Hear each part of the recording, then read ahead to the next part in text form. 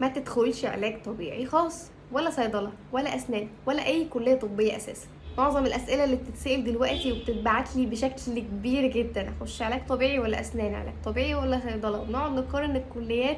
والأسئلة دي أصلا بتدل إن إحنا ما عندناش معلومات كفاية عن الكلية اللي إحنا عايزين نخشها. فالحاجة الوحيدة اللي تخليك تدخل كلية خاصة وتدفع الفلوس دي كلها هما حاجتين: ان انت تكون الكلية دي انت اوير بكل حاجة فيها وعن طبيعة الشغل وطبيعة الدراسة والمميزات والعيوب وكل حاجة، وهتموت عليها وده حلمك وانت خلاص مش هتنفع في اي حاجة تانية غير دي، وان انت ظروفك المادية مرتاحة قوي، وان انت مش فارق معاك العائد المادي اللي هيخشلك من الكلية بعد التخرج، مش فارق معاك المصاريف الكتير اللي انت هتصرفها في الكلية، وفي نفس الوقت مش هتضغط على اهلك ولا هتضغط على حد من اللي حواليك. اما بقى بالنسبة للطبقة اللي يدوب بتحاول انها تتعايش مع الوضع الحالي ومع الظروف الاقتصادية اللي احنا بنمر بيها وبتحاول تزق نفسها عشان تعرف اصلا تعيش، ما تروحش تدفع الفلوس دي في كلية خاصة، وبالذات لو انت لسه بتسأل علاج ولا صيدلة، يعني انت اصلا مش متارجت حاجة فيهم. بصوا يا شباب، احنا لما دخلنا الكليات الخاصة دخلناها علشان كانت مصاريفها معقولة،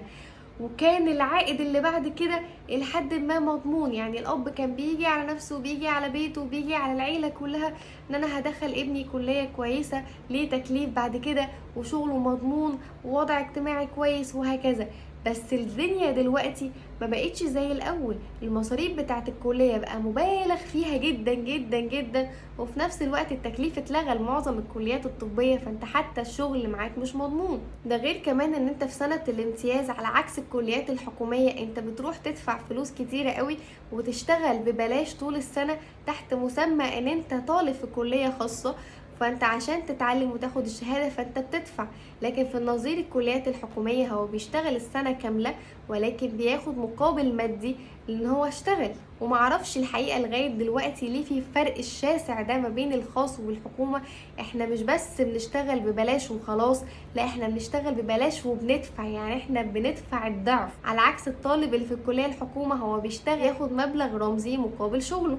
فمن فضلكم بلاش تجري ورا مسمى كلمة دكتور وتضغط على كل الناس اللي حواليك. انا اكتر واحده بتحب كليتها جدا جدا جدا، واي حد بيجي يسالني اخش الكليه الفلانيه ولا كذا، لا اخش علاج طبيعي والكليه كويسه والكليه ليها مستقبل وهكذا. بس ما تروحش تدفع الفلوس دي كلها في كليه وانت معتقد ان ده المستقبل وان ده هيوفر لك الوضع المادي والاجتماعي اللي انت عايزه، ان ده مش هيحصل. انت علشان توصل للنتيجه دي هتدفع من عمرك ومن وقتك، وهتدفع يعني صحتك بشكل كبير جدا عشان توصل لوضع انت تكون مرتاح فيه. ففي فعلا بدايل كتيرة قوي هتدينا كل اللي احنا محتاجينه في الوضع الاجتماعي والمادي وكل الحاجات اللي احنا عايزينها، غير الكليات الطبية، وغير ان انا اروح ادفع حوالي 1,000,000 جنيه علشان بس ان هو يتقال لي دكتور، وانا اصلا مش هاخد قصادها المميزات اللي تعوض الفلوس اللي انا دفعتها.